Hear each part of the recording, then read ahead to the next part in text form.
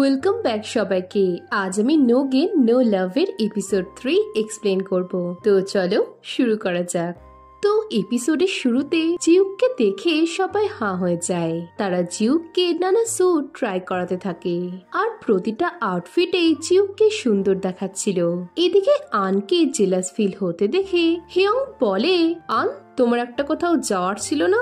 এতে আন বলে সে যেমন তাদের ক্যান্ডেল দিয়েছিল, আইলিনও তার বদলে তাকে সাহায্য করতে চায়।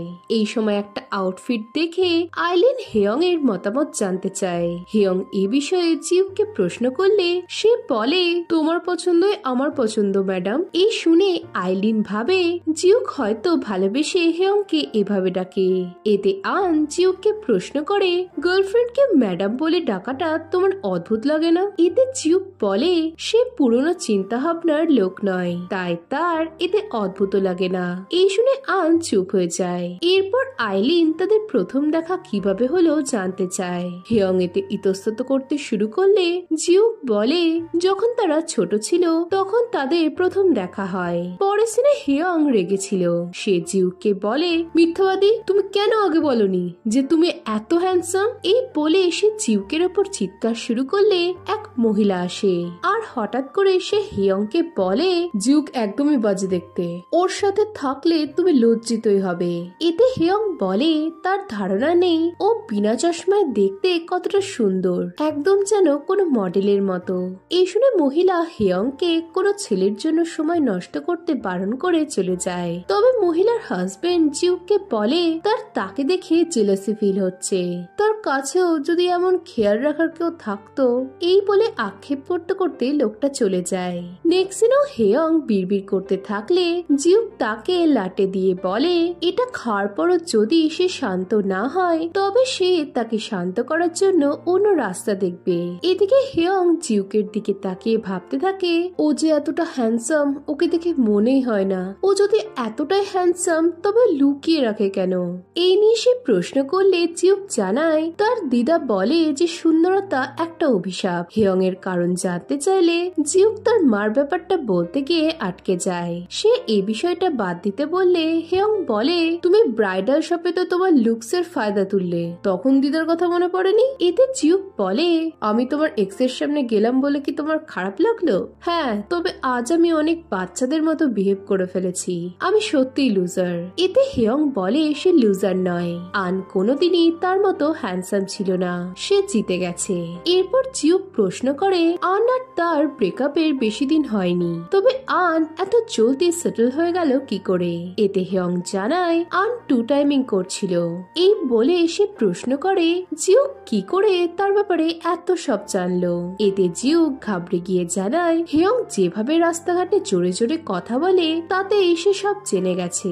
এই শুনে হেয়ং অবাক হয়। অন্যদিকে গাড়িতে যেতে যেতে আইলিন জিউক ও হেয়ং এর প্রশংসা করতে থাকলেও আন ভাবছিল ওরা কবে থেকে দুজন দুজনকে চেনে, এই জন্যই কি হেয়ং তার সাথে ব্রেকআপ করেছিল? এই চিন্তা করতে করতে তার মুখ থেকে গালমন্দ বেরিয়ে গেলে আইলিন বলে, তুমি জেলাস হচ্ছ আমি অন্য কারো তারিফ করছি বলে? এতে আন জানায় সে সেই সময় একটু রেগে গিয়েছিল।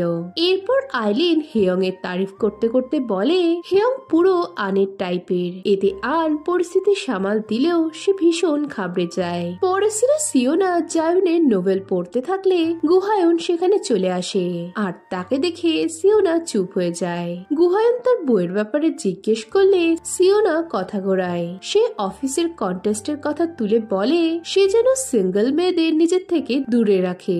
এতে গুহায়ন জানায় কোনো দক্ষ এমপ্লয়কে তার সিঙ্গেল হওয়ার জন্য কাজ করতে না দিলে তাদের কোম্পানিরই ক্ষতি হবে। এতে সিওনা বলে, আমাকে সারা জীবন কথা শুনতে হয়েছে কারণ আমি একটা বাজে অভদ্র লোককে বিয়ে করেছিলাম, এখন কি আমার ছেলের জন্য আমাকে কথা শুনতে হবে? আমি তোমায় ভরসা করি, কিন্তু তোমার মধ্যে তো তোমার বাবার রক্তই আছে। এই শুনে গুহায়ন প্রমিস করে সে তার মার কথা শুনে চলবে। সিওনা বলে তার বাবা কখনোই তার ভুল মাফ করবে না, তাই কোম্পানি পেতে হলে গুহায়নকে সতর্ক থাকতে হবে।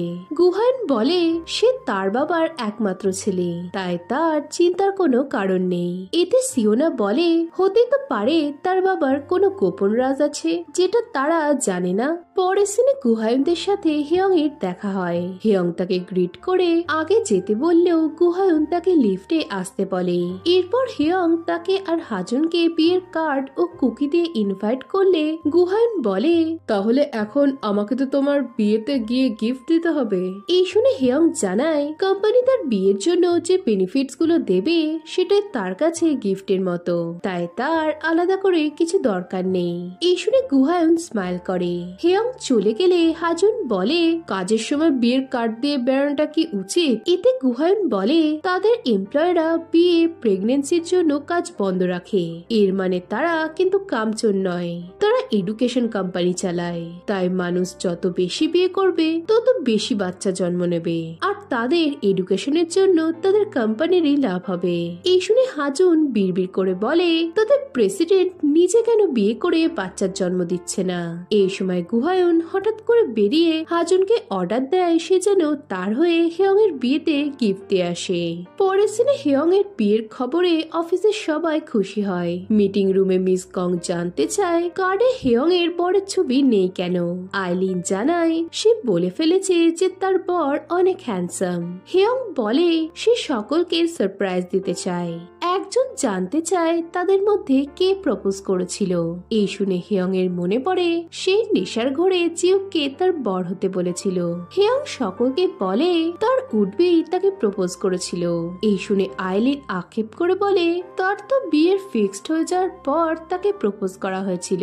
হেয়ং বলে, প্রপোজ করতে হলে সঠিকভাবে করা উচিত, কারোর কথা শুনে প্রপোজ করাটা সে কখনোই অ্যাপ্রুভ করে না। এই শুনে আন তার হাতের রিং কোথায় জানতে চাইলে সবাই অবাক হয়। আন বলে, প্রপোজ করার সময় কি রিং এর দরকার পড়ে না? এই বলে আন হাসতে থাকলে হেয়ং জানায় বিয়েতে এলেই তারা সবাই সব জানতে পারবে। নেক্সট সিনে স্টোরে কাস্টমাররা হেয়ংকে দেখে চলে গেলে জিউক তাকে বাড়ি যেতে বলে। এতে হেয়ং এক মনে ফোন ঘাটতে থাকলে জিউক সেটা দেখে প্রশ্ন করে, কেউ কি তাকে প্রপোজ করছে? এতে হেয়ং জিউকের নাম বললে সে ঘাবড়ে যায়। সে বলে, তারা যখন বিয়ে করার জন্য রাজি হয়ে গেছে তবে এসবের দরকার কি? এতে হেয়ং বলে, সে যখন কোনো বিয়েতে যায় তখন তাকে সেই কাপলের ডেটিং স্টোরি দেখতে হয়, তাই সেও বাকিদের এটা দেখাতে চায়। এই শুনে জিউক হেয়ংকে বাড়ি যেতে বললে হেয়ং বলতে থাকে, তোমাকে তো আমি কখনো ফ্যান্সি রেস্তোরাঁয় নিয়ে যেতে বলিনি বা কখনো ডায়মন্ড রিংও চাইনি, কেবল দুটো মোমবাতি আর বেলুন লাগিয়ে হাঁটু মুড়ে বসবে। এতে জিউক বলে, তাদের আসল বিয়ে হচ্ছে না, তাই এসব করার কোনো মানে নেই। এই শুনেও হেয়ং থামে না। সে এবার বলে, প্রপোজ না করলে আমাদের বিয়ে হবে না, তখন আমাদের বেবির কি হবে? এই শুনে বাইরে বসা কিছু স্টুডেন্ট জিউককে লুজার বলে। এদিকে হেয়ং বলতে থাকে, তুমি বলেছিলে বেবির সার্জারির পর তাকে একসাথে বড় করব, এখন বেবির কি হবে? এই বলে সে বেবি বেবি করে কাঁদতে শুরু করলে বিড়ালটা চলে আসে, আর এই দেখে স্টুডেন্ট গুলো বিরক্ত হয়। পরদিন থেকে হেয়ং একা একাই নিজের ডেটিং ভিডিও বানাতে শুরু করে, কিন্তু ছবিগুলো দেখে যা মুখের ওপর বলে দেয় এগুলোতে হেয়ং এর ফেক এক্সপ্রেশন বোঝা যাচ্ছে। এই শুনে হেয়ং জানতে চায় তার তাহলে কি করা উচিত। জায়ন আইডিয়া দেয় সে যেন তার এক্স এর সাথে তোলা ছবিগুলো দিয়ে ভিডিও বানায়। এতে হেয়ং বলে তার এক্সরা বিয়েতে চলে এলে গন্ডগোল হয়ে যাবে। পরের সিনে জিউককে কেউ কল করলে জিউক বিরক্ত হয়ে ফোন ধরে। উল্টো দিকের লোকটা জিউককে কোথাও যাওয়ার কথা বললে জিউক বলে সে যাবে না। সে লোকটাকে তাকে কন্ট্যাক্ট করতে বারণ করে জানায় সে বিয়ে করতে চলেছে। পরদিন হেয়ং শপিং এ গিয়ে নিজের জন্য ডায়মন্ড রিং কিনলেও জিউকের রিং রেন্টে নেয়। এই সময় জায়ুন তাকে মেসেজ করে স্টোর থেকে তার কিছু জিনিস আনতে বললে হেয়ং স্টোরে যায়, কিন্তু সেখানে কাউকে দেখতে পায় না। এই সময় কেউ এসে দোকানের দরজা আটকে দিয়ে লাইট অফ করে দেয়। হেয়ং এতে ভীষণ ভয় পেয়ে পেছনে ঘুরে একটা লাইটের রাস্তা দেখে। সেই রাস্তা ধরে সে এক জায়গায় পৌঁছে দেখে তার সামনে ম্যারিমি লেখা আর একটা খেলনা ট্রেনে তার পছন্দের টফি রাখা। এসব দেখে হেয়ং ভীষণ খুশি হয়, আর হেয়ংকে দেখে জিউকেরও ভালো লাগে। সে হেয়ং এর জন্য পুরো শহরের থেকে তার পছন্দের টফি নিয়ে এসেছে দেখে হেয়ং ভীষণ খুশি হয়। জিউক বলে, তুমি যদি হ্যাঁ বলো তাহলে এই টফিগুলোর সাথে আমিও তোমার হব, এবার বলো তুমি কি চাও। এতে হেয়ং খুশি হয়ে হ্যাঁ বলে। নেক্সট সিনে হেয়ং সমস্ত টফির বিল দিয়ে দেবে বললে জিউক জানায় এটা তার তরফ থেকে বিয়ের গিফট, কারণ বিয়েটা করা এখন তারও জরুরি। এই শুনে হেয়ং অবাক হয়। জিউক বলে তার চেনা একজন কানাডায় থাকে যে তাকে ওখানে শিফট করার জন্য প্রেসার করে যাচ্ছে, তাই সে বলে দিয়েছে সে বিয়ে করতে চলেছে। এই শুনে হেয়ং প্রশ্ন করে কানাডায় যে আছে জিউক কি তাকে ভালোবাসে?